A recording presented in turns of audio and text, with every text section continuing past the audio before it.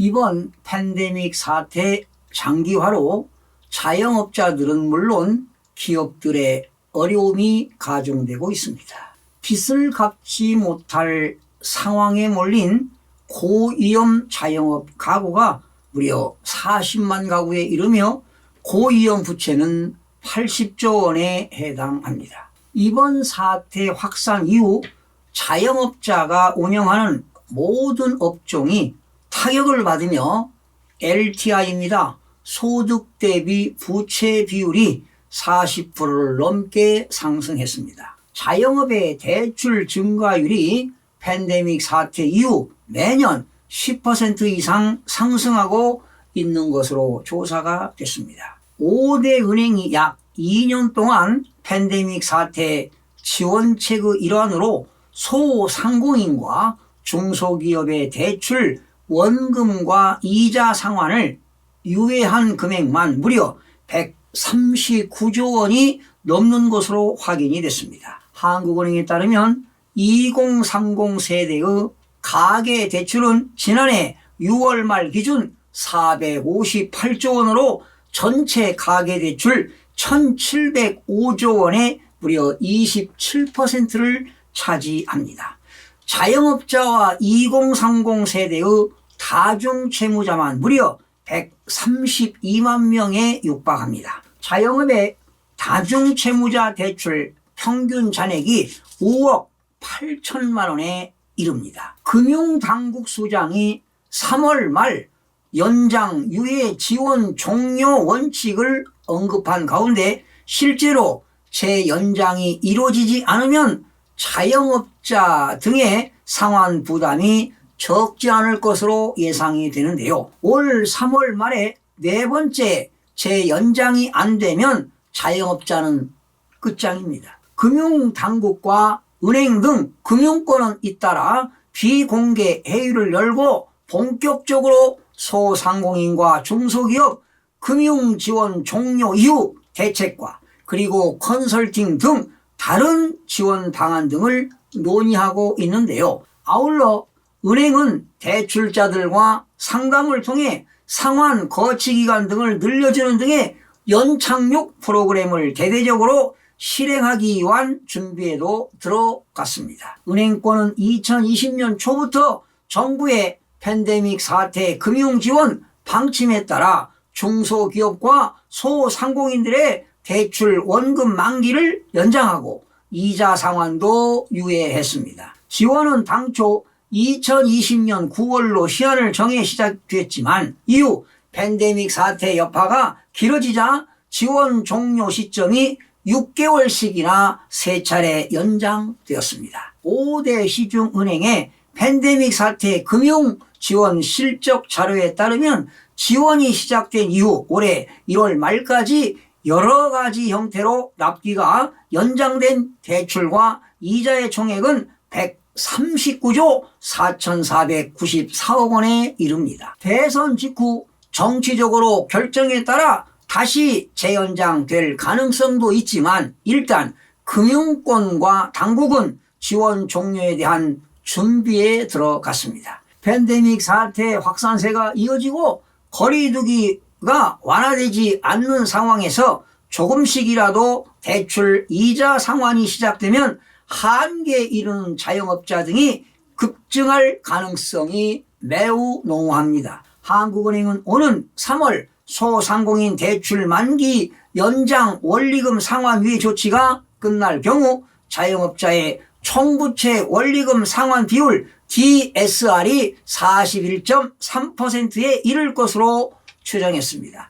지원이 유지되는 경우는 31.9%보다 2.2%포인트 높은 수준입니다. 한국은행은 새로운 변이 발생과 사회적 거리두기 장기화로 자영업자들의 채무 상환 능력이 악화될 수 있는 만큼 관계 당국과 금융기관은 리스크 관리를 강화하고 취약, 고위험 자영업자에 대한 맞춤형 관리 방안을 강구할 필요가 있다고 조언했습니다. 특히 가장 우려되는 고위험군은 여러 기관에서 최대한 대출을 끌어쓴 다중 채무자들입니다. 지난해 11월 말 현재 개인 사업자 가운데 3곳 이상에서 대출을 받은 다중채무자는 27만 2,308명으로 집계가 되었습니다.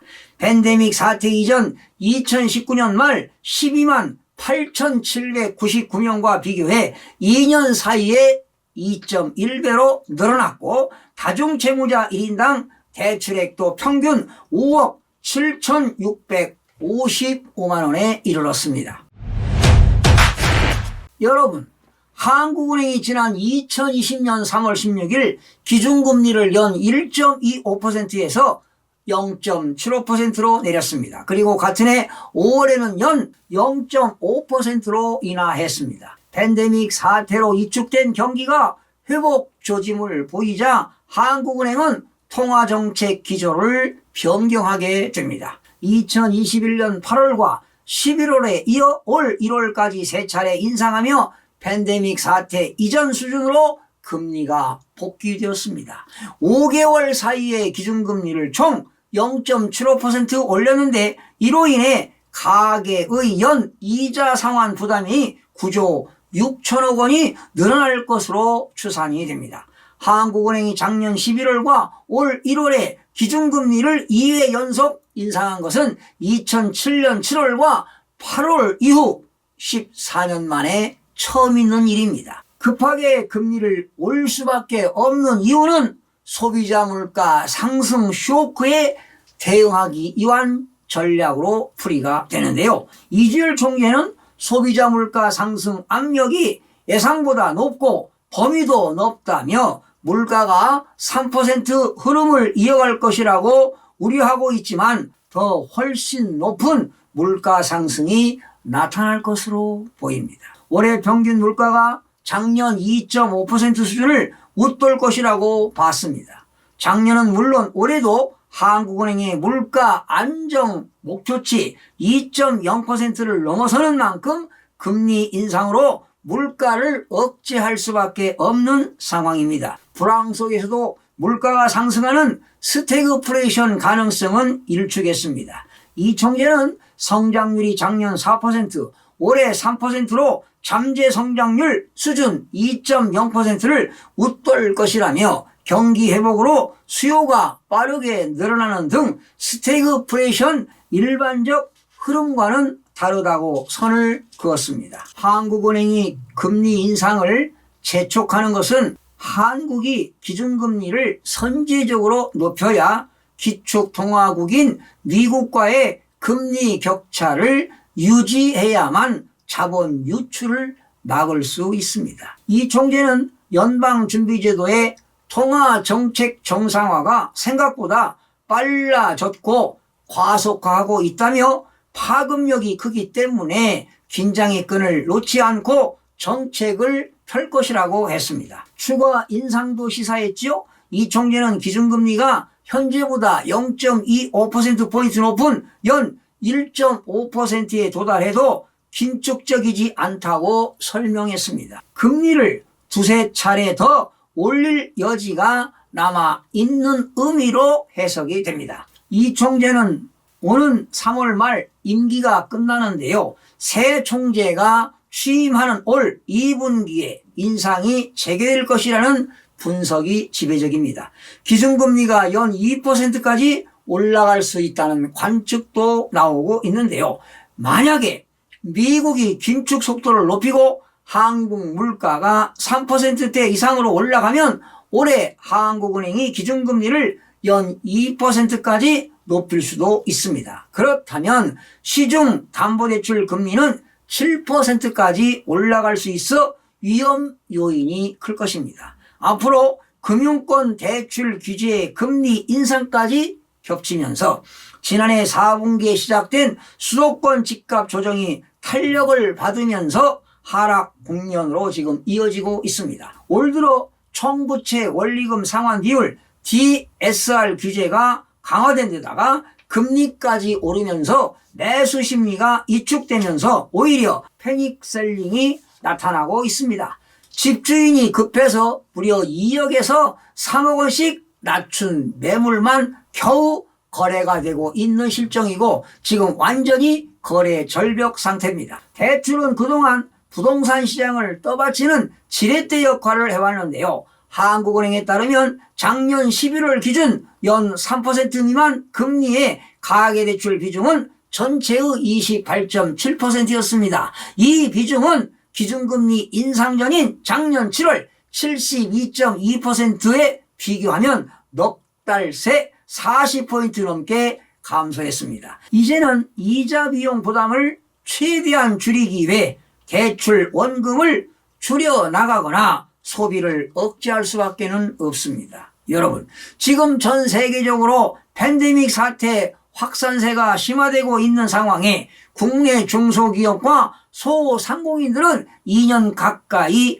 고강도 사회적 거리두기로 인한 매출 감소로 하루하루를 빚으로 연명하고 있습니다. 이런 상황에서 지난 8월 이후 세 차례나 시행된 기준금리 인상은 중소기업과 소상공인들의 금융비용 부담으로 어려움이 더욱더 가중될 것입니다. 중소기업은 기준금리가 1%포인트 상승할 때 영업이익 대비 이자 비용이 8.48% 증가할 만큼 금리 상승에 취약한 구조입니다. 지속된 금리 인상은 유동성 금융위기를 촉발할 수 있습니다. 만약에 3월 말에 종료되는 대출 만기 연장 등이 안 되면 큰 재앙이 올 수 있습니다. 팬데믹 상황이 진정되어 일상이 회복될 때까지 대출 만기 연장 방침 및 이자 상환 유예 등 추가적으로